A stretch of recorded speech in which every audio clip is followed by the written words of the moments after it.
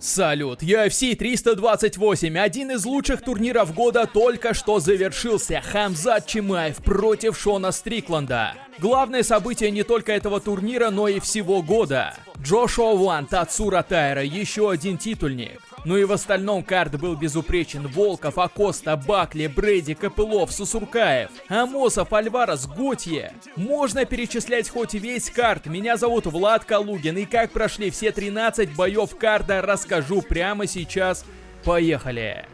Друзья, видео финишей уже доступны в нашем телеграм-канале, и все, что сказали бойцы на пресс-конференции после боев. Лучшее место для фаната UFC Калугин ММА все в одном месте. Там же можно забрать бонус от наших новых партнеров BC Game. Если хотите подкрепить интерес к бою с солидным бонусом, то вам точно к ним. Работают абсолютно по всему миру, ссылочка на наш телеграм-канал будет в описании. Клейтон Карпентер и Хосе Очоа, два еще совсем молодых бойца наилегчайшего дивизиона. В первых двух боях в UFC Карпентер одержал победы сабмишеном, но затем уступил Тагиру Уланбекову и Жафелю Фильо. Поэтому рекорд из 2-0 превратился в 2-2. Напротив него перуанец Очоа, который начал карьеру в UFC, что называется, с места в карьер. За 3 поединка он встретился с такими бойцами, как Асуал Мабаев, Коди Дардан и Ланир Кавана. Выиграл лишь один бой, но в стойке этот парень по-настоящему опасен.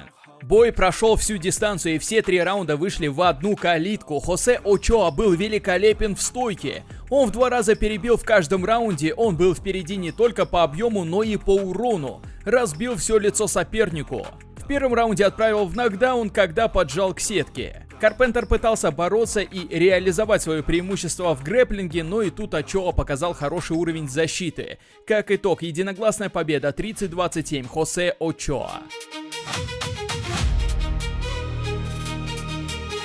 Байсангур Сусуркаев с момента победы на претендентской серии провел уже 2 поединка в UFC, оба выиграл. Сначала задушил Эрика Нолана, а затем нокаутировал Эрика Макконико. Сегодня напротив него находится Джордан Сантос. Бразилец, так же как и Байсангур, пришел в организацию через контендер, на котором добыл победу по очкам. В UFC у Сантоса было 2 поединка, и оба дошли до решения. В одном выиграл, в другом проиграл. Первый раунд. Сусуркаев начал очень неплохо, сходу донес 2 хайкика, перебивал, но уже к середине раунда бразилец полностью адаптировался и поверил в свои силы. Стал уже сам владеть инициативой и даже превзошел соперника по урону. Лицо Байсангура было разбито больше. Во второй 5-минутке вновь бойцы рубились на равных. Сантос не отступал и старался отвечать на каждую атаку россиянина. Но все же чистых попаданий в раунде у Сусуркаева было больше, как и давление. Счет перед третьим раундом мог быть абсолютно любым. На финальную 5-минутку Сусуркаев вышел заряженным, сразу забрал инициативу и подключил борьбу к середине раунда. И оформил очередной сабмишн.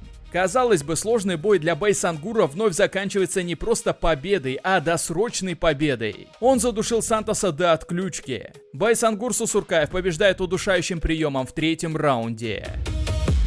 Пэт Сабатини один из самых серьезных грэпплеров в своем дивизионе. Он занимает 3-е место в истории UFC по проценту контроля в своих поединках. Сабатини с боями в UFC стабильно совмещает еще и выступления по грэпплингу. Сегодняшний соперник у него, прямо скажем, не подарок. Француз, безусловно, хорош в стойке. Гомес уверенно работает в клинче, но поединки у него частенько получаются на тоненького.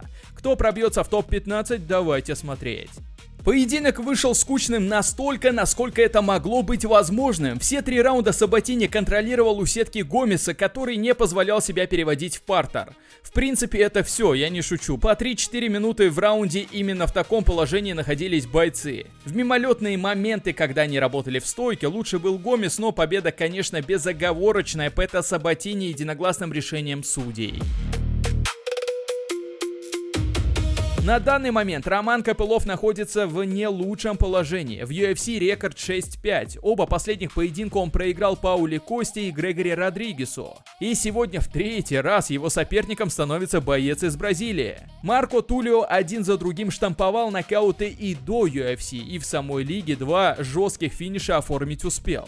Однако в последнем поединке уступил Кристиану Лерою Данкану. Получается, сегодня ребята бьются за возвращение к подступам топ-15.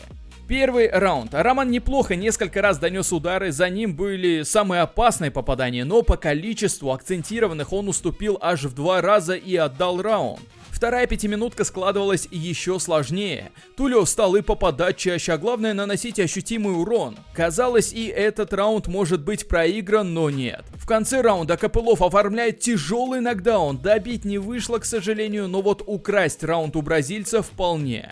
В начале третьего раунда два нокдауна друг за другом оформляет Копылов, но, как и раундом ранее, не сумел дожать и добить соперника. Дальше бойцы разменивались в стойке, но исход был предрешен. Тулио спасал только нокаут, и он его не добыл. Победу единогласным решением 29-28 одерживает Роман Копылов.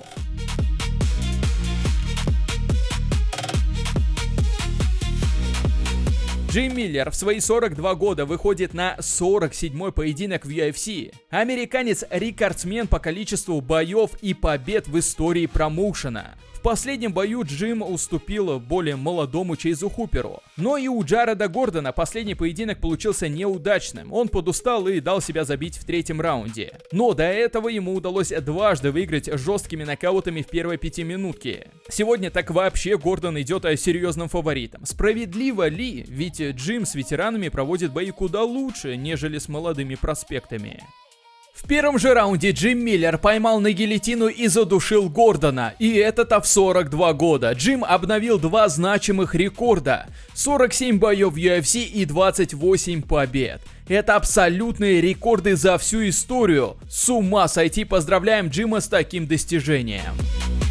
Грант Доусон серьезный борец. У него в карьере 13 побед с сабмишенами, рекорд в UFC 11-2-1. Если бы не 2 необязательных поражения нокаутом Бобби Грину и Мануэлю Торусу, то Грант сейчас бы был вообще в топ-10, но пока не входит даже в топ-15. Вне рейтинга находится и его соперник Матеуш Ребецкий. За каждый из 3 прошлых поединков поляк получил бонус за лучший бой вечера. Получится ли урвать этот бонус в 4-й раз подряд, а главное прервать серию из 2 поражений, самое время узнать. Раунд 1. Доусон неожиданно предпочел биться в стойке и неплохо доносил атаки. Также неожиданно Ребецкий первым начал бороться, но зря. Доусон принял вызов в борьбе и сумел забраться за спину. Долго пробыв за спиной, пытался задушить, бил, и Матеуш выбрался лишь на последней минуте, но раунд проиграл. В начале второй пятиминутки на первой же минуте в размене 2 боковых нашли цели, и Доусон отправился в нокдаун. Ребецкий постарался добить, но Доусон сумел пережить тяжелый момент. Дальше Грант открыто бежал вперед отыгрываться, был сам не свой. Но Матеуш, конечно, не позволил себя переиграть в ударке. Нокдаун плюс в 2 раза больше акцентированных ударов, уверенный раунд за Ребецкий. Третья пятиминутка в одну калитку ушла Доусону. Он пробыл весь раунд за спиной Ребецкий с бесконечными попытками его задушить, и казалось, что уже не выйдет, на таймере 20 секунд до конца боя. Но вот как раз примерно 10-я попытка оказалась успешной. Ребецкий стучит, Грант Доусон побеждает удушающим в конце поединка. Йоэль Альварес почти в каждом поединке добывает досрочную победу. Всего 2 встречи в его карьере доходили до решения. В прошлом бою он перешел в полусредний вес и одолел Висента Люки по очкам. Ярослав Амосов дебютировал в UFC в декабре и задушил в первом же раунде опытного Нила Мэгни. Украинец является экс-чемпионом Bellator. Амосов всего раз проигрывал в профессиональной карьере. Он, как и его соперник, может финишировать оппонента что в стойке, что в партере. Кто по итогам этого боя оказался в топ-15 полусреднего веса – главная интрига. Раунд 1. Бойцы обменялись одиночными чистыми попаданиями, а затем Амосов принялся бороться. Перевел, проконтролировал внизу немного, а потом почти весь раунд контролировал у сетки. Альварес не позволял себя переводить, но раунд уверенно отдал, Амосов 1-0. Вторая пятиминутка началась с размена, где оба неплохо попали, но вновь Амосов идет бороться, проводит красивый бросок, делает одно движение рукой и моментально выходит на удушающий. Альварес стучит. Ярослав Амосов побеждает сабмишеном во втором раунде.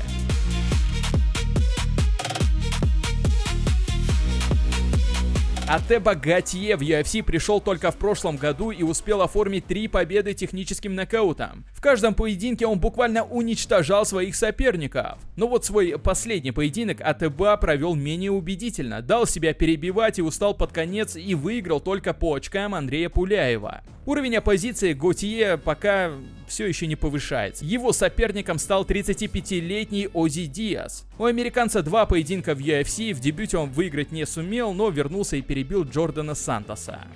Атеба Гатье не сумел добыть нокаут в первом раунде, как, наверное, многие ждали. Да и первый раунд получился достаточно скучным, без особо опасных моментов. Но Гатье быстро реабилитировался во втором раунде, сделал то, что от него ожидали как раз в первом. Отправил Диаза в нокдаун и тут же добил.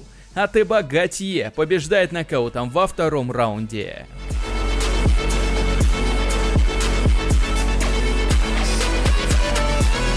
Мы добрались до основного карда. Бобби Грину в этом году исполнится 40 лет, а он все еще продолжает биться на серьезном уровне. В последнем бою он сначала борол, а затем и вовсе нокаутировал Дэниеля Зелхубера, который младше его на 13 лет. Теперь у Грина в соперниках ветеран Джереми Стивенс. Последние несколько лет американец выступал по кулачным боям, в UFC вернулся год назад, но проиграл. Сейчас у Стивенса всего 1 победа в ММА за последние 11 боев. Бобби Грин сходу начал уверенно перебивать Стивенса в стойке, в своей излюбленной манере с опущенными руками. В какой-то момент избиение в стойке перешло в партер, где он продолжил вколачивать удары, а немного позже вышел на удушающий и задушил Джереми. Бобби, или уже Кинг Грин, побеждает удушающим в первом раунде. До прошлого поединка Шон Брэди считался одной из главных угроз полусреднего веса, но стоило Брэди уступить Майклу Моралесу, как все тут же о нем забыли. А ведь Брэди шел 8-1 в UFC и уверенно проходил соперников за счет своих навыков в грэпплинге. У соперника Шона похожая ситуация. Хоакин Бакли был непобежденным в полусреднем весе, 6 боев и 6 побед. Летом 2025-го Бакли разгромно уступил Камару Усману и целый год не выступал. Тем не менее, победитель этого поединка снова заявит о себе и вернется в число претендентов.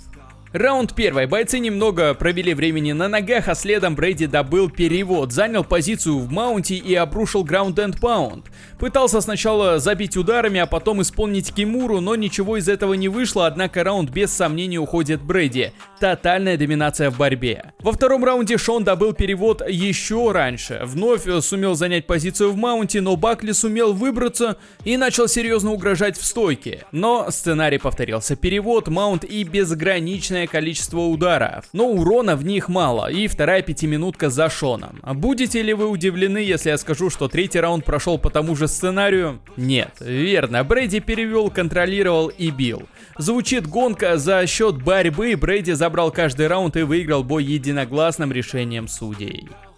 Какой год уже Александр Волков находится на вершине этого спорта? Россиянин за последние 6 лет уступал только Сирилу Гану, Булщитам и Аспинулу. В последнем поединке одолел Жайлтона Алмейду. И вместо титульника вновь получает неудобного соперника Валдо Кортес Акосту. Он совершил мощнейший забег в прошлом году, провел 5 поединков и 4 из них выиграл. В январе он нокаутировал Дерека Льюиса и стал вызывать Александра Волкова. Ну что ж, Акоста получил желаемое, но смог ли он потянуть это желание? Давайте смотреть. Раунд 1. Волков много работал киками, а вот Акоста хорошо доносил удары до головы, работал взрывами, выбрасывал сразу серию. Где-то Саша успевал донести в ответ, а где-то нет. По голове Акоста попал на порядок больше, хоть и без особо опасных моментов, поэтому раунд вышел близким. А вот во втором раунде однозначно лучше был Волков. Акоста много провоцировал, предлагал зарубиться в центре и дважды кряду пропустил серьезные попадания и поплыл.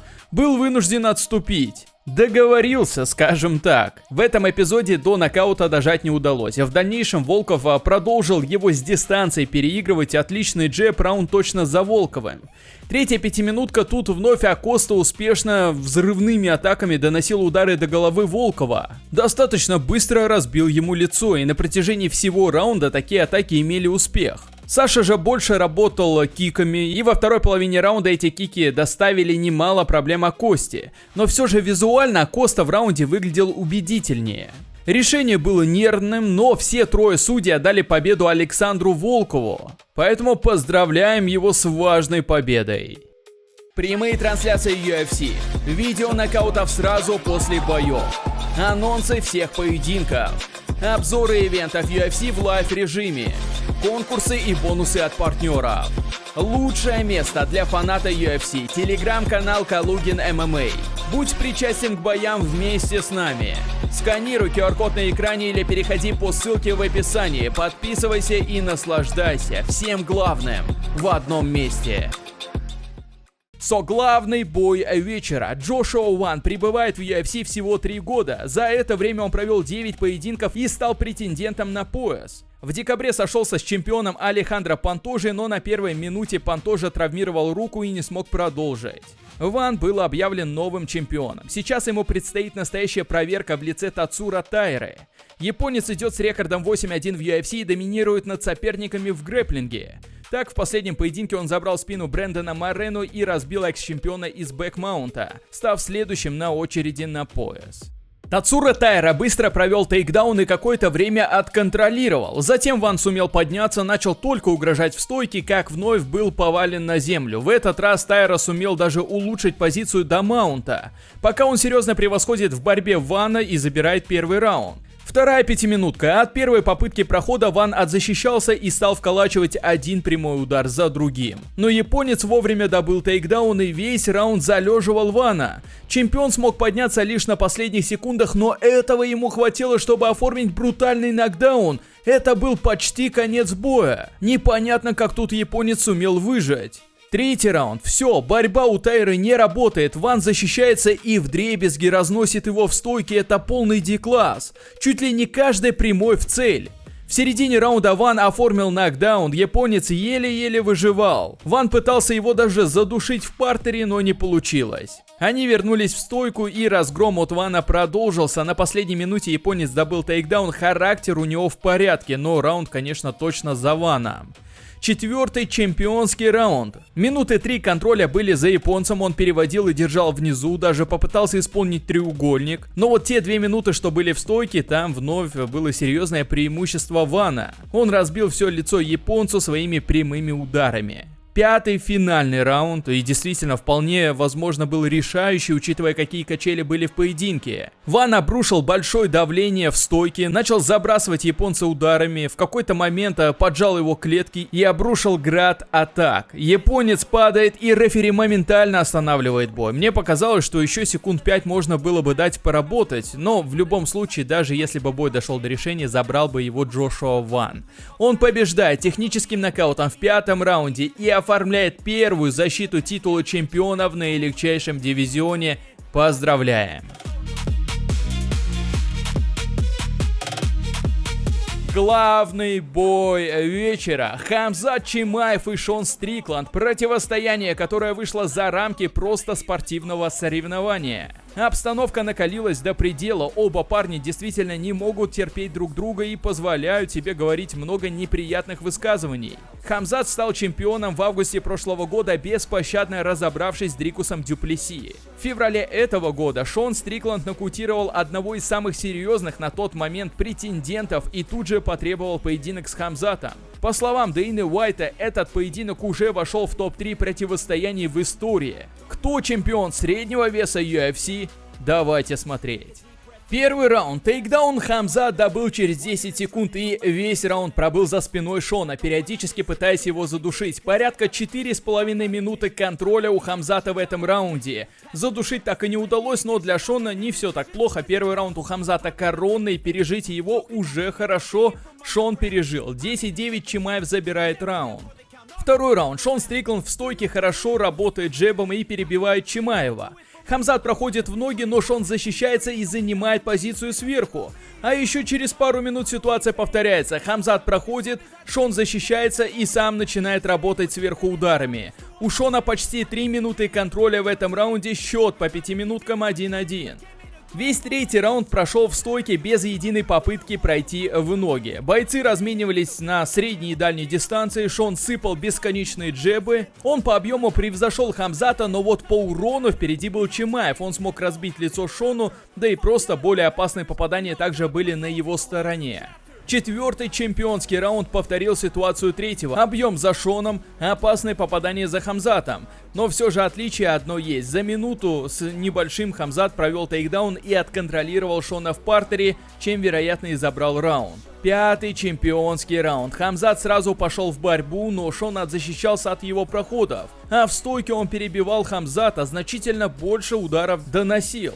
По урону уже преимущества у Хамзата не было, а в концовке он снова попытался побороться и вновь Шон отзащищался. Сумасшедший сценарий поединка, бой ушел в руки судьям, и победу раздельным решением одерживает и становится новым чемпионом UFC в среднем весе Шон Стрикланд. Обалдеть можно, просто с ума сойти, вот это апсет! Шон Стрикланд в свое время также прервал правление Адесании и теперь повторяет это с Хамзатом Чимаевым. Честно, озвучиваю это и поверить не могу.